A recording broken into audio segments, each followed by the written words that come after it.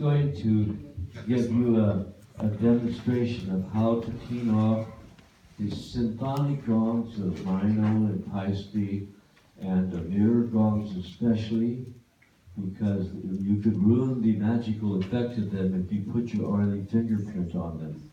Or you do a flumey and leave a snail trail on there, and then you're going, woo-hoo, why did I do that? How's that one look? Pretty dirty. Nasty gong. Whose gong is that? Watch it.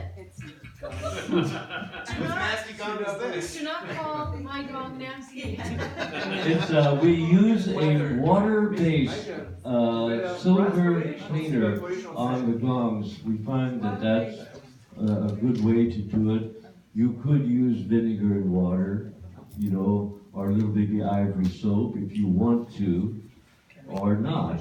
But this has been the way we've been doing it for years now. What's that stuff called? Goddard's.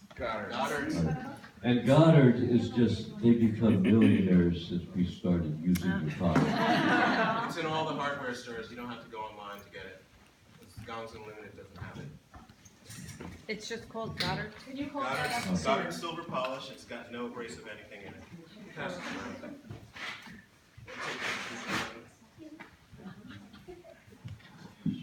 We don't really polish the sign of the earth that's on it. You can just gently just clean that off, because we don't want to take the paint off. Will that stuff take the black off? Or the torch of the black off. On the side, Now, yeah.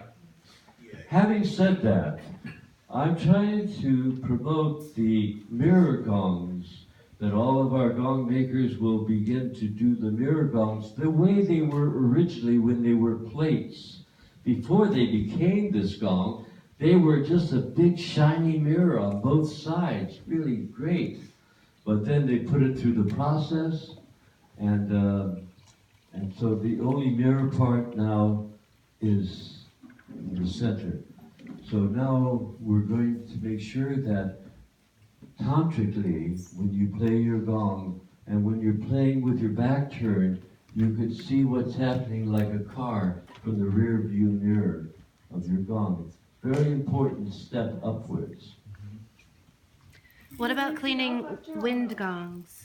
And Same thing. same thing. Same thing. What Just about cleaning the whole gong? Why Well, not? you could do that, but you know, it's painted. You know And the what? main thing is that we're concerned about is the bare metal. I have a question, I'm sorry. You know, I heard, and I want to know if it's a hype or if it's true. Some yogis clean their gong with sandalwood oil. Is that a good thing? Or it's not good for the gong, the metal? You can put essential oil on the part of the gong, let's say at the rim where the paint is. You see, so that's not going to hurt it. A lot of people are putting the essential oil on their mallet. So when they go like this, they put the scent outward like that. Some people are putting it on the gong where the paint is, so that the gong smells good too. So you can do whatever you like, but just remember, whatever you put on the bare metal, whether it's your fingerprint or a flumy smudge, you're obligated, after playing that gong, to clean off so you don't leave any of your karmic tracks on that gong that you played. Okay? But that's just the way it You goes. don't rinse it off. You don't rinse that off though. You just apply it, clean it, and Yeah, I'm gonna get some water in a minute. and you get water and you rinse it off. Now, if it was cleaned regularly each time, Just a few spots. fastidiously, it would look like brand new for all of its life. Now it's looking like me. Nick, can you cut this water? That's what I'm doing right now. I actually found that a car detailer has a buffer, and it's essentially a pad that spins around. Nice. And now you gotta watch you don't take your logo off the center, but a buffer and some good buffing compound will deep clean a gong that needs a lot of elbow grease. And so rather than sit there and trying to rub it, take it to your local detailer and just be very, very cautious around your centerpiece there. But I found that that's very, very effective at cleaning. Will it take out the scratches? The deep scratches, no, but it does remove a lot of your surface grime. And I noticed that there's a lot of misuse, you see, when you allow other people to play your gongs. Now, some of you, your gongs are precious. Your lover beloved. So you don't want some stranger coming up and giving it a smack or two. So you don't let them do that. You protect your gongs. If that's what your feeling is. On the other hand, if you're like me, I let everybody play the gong.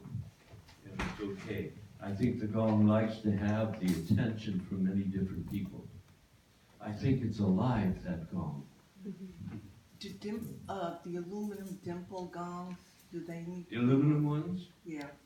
Well, I don't know much about the aluminum gongs. Who knows about them? I think they're pretty cool, huh?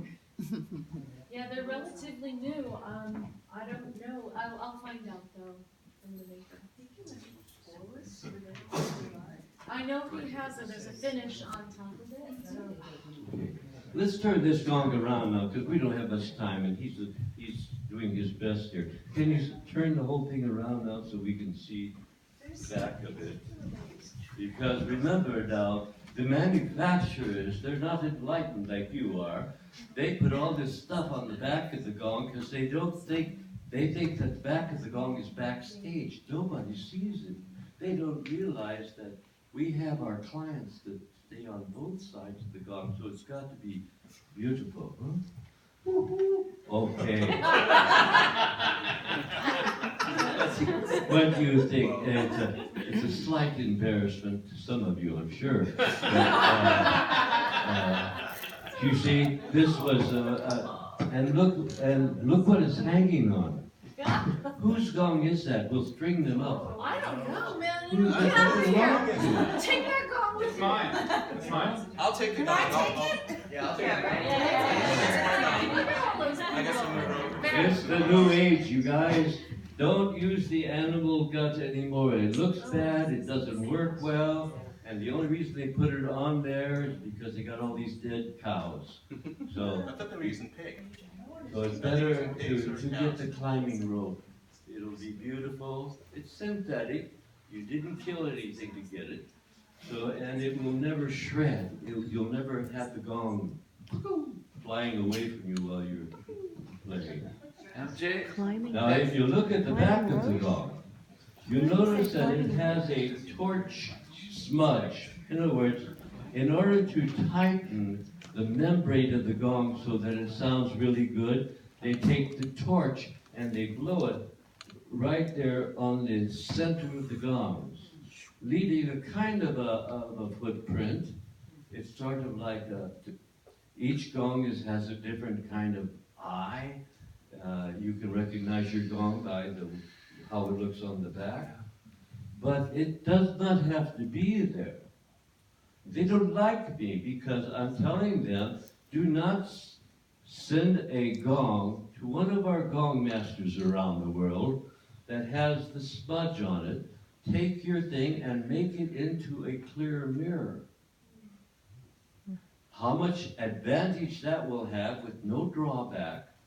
You'll be able to do Traticom on your own eyes, or if you have a client, they can sit behind the gong and they can look at their own eyes. You can play with your back to the audience and see through the rear view mirror, you see? And there's no reason to have the torch smudge on the back of the gong. It's useless. No, it did its job, yeah? So you could take it off yourself if you like, or have it done by somebody, and it'll look very beautiful. Okay, so this one is, It needs several cleanings over. and of course, it has got all of this tags on the back, yeah? Yeah. So that's a kind of a thing. Well, what would you do? How do you identify your gong? You know, what is this? A platonic platonic ear. Platonic ear, Yeah. So this is for the crown chakra. 172 hertz. Yeah. But you can see that you don't want that to be facing your client, do you? Or on stage. Especially, realize that when we do our rotundas, for the Gong evenings, the Gong pujas, don't we? We make a cage. And what's happening though is that the back of the cage, the backyard, is facing the audience. And the front yard, what's all the beauty is facing in the center where the gong player is. So you see there's something wrong there, isn't there? Because the people coming in from the outside, they see your backyard. They don't see the front yard. Well, we have cured that by having Aidan McIntyre's roto gong. So look at the possible future now. So if every gong had a little roto thing on it, you could turn all the gongs around without moving the stand so that the face of the gong is facing your visitors that come to see you instead of seeing your backyard. And you can also then play the outside of it as well. So there's a lot of transvolution that's taking place now and speeding up too. So some of the things have to be corrected for our advanced gong masters so that they can use their gongs. That's my feeling about it.